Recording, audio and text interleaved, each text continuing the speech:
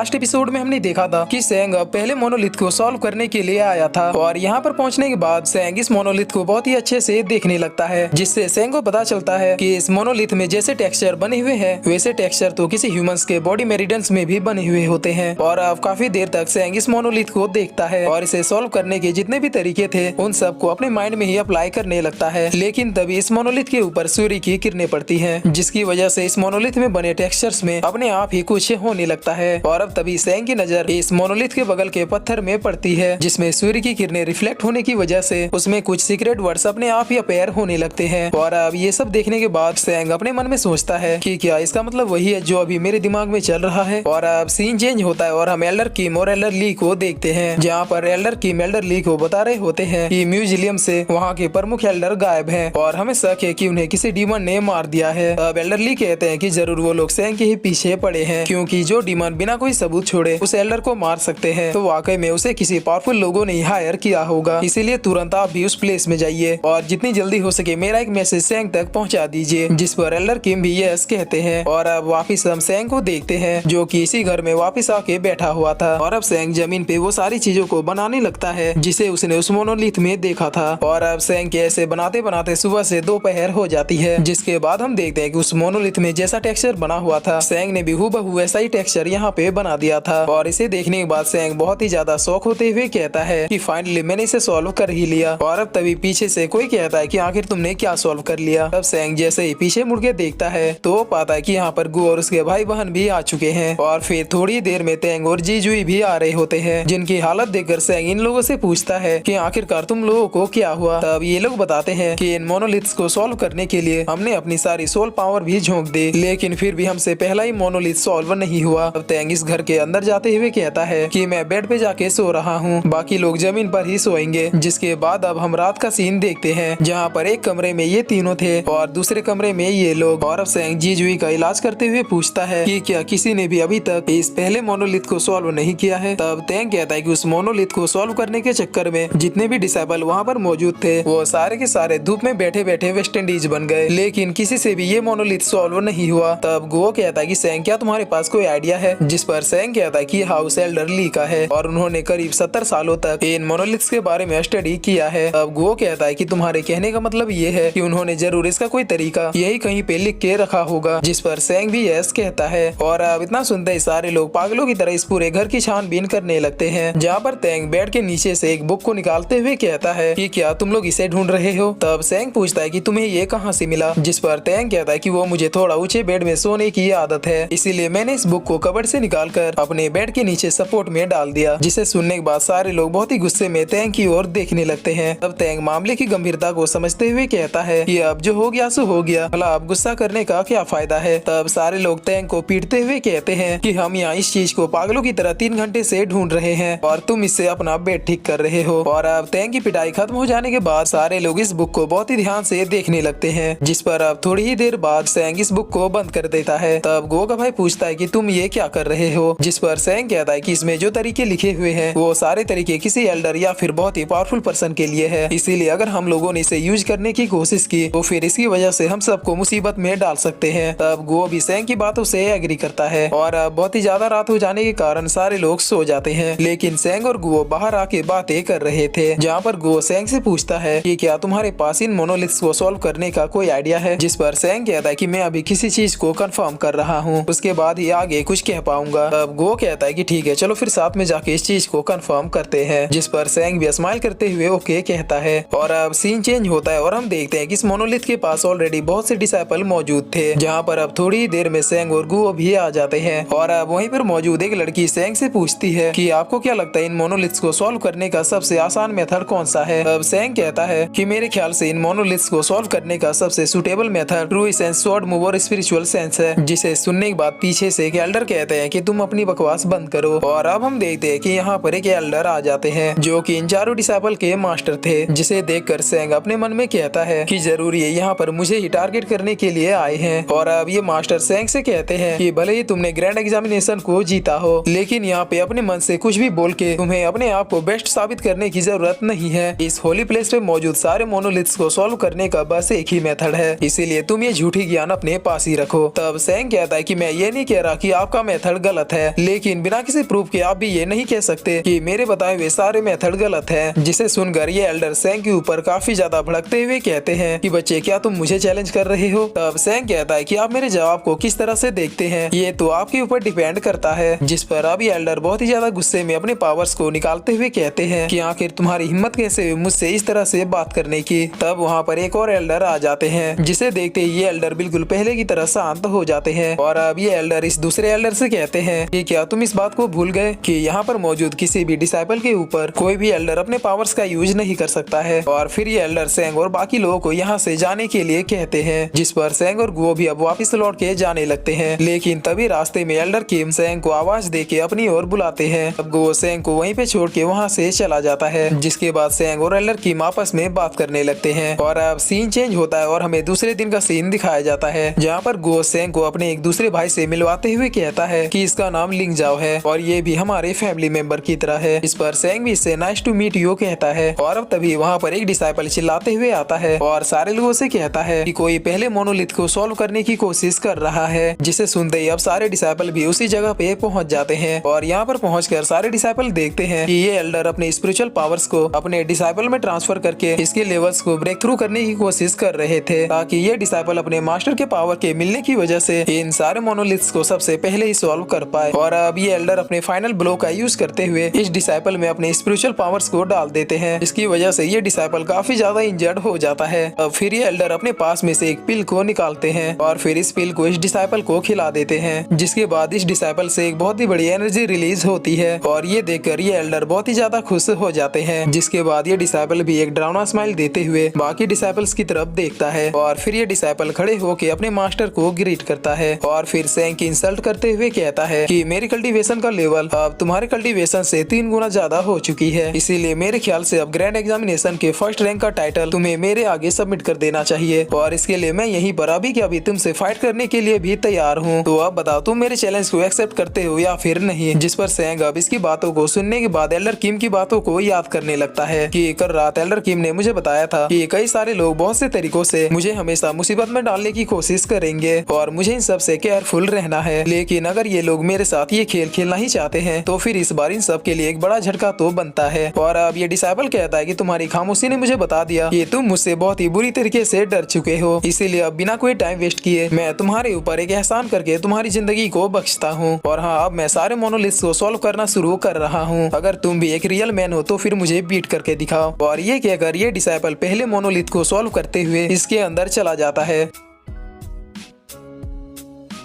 और फिर इसी के साथ ये एपिसोड यहीं पे खत्म होता है।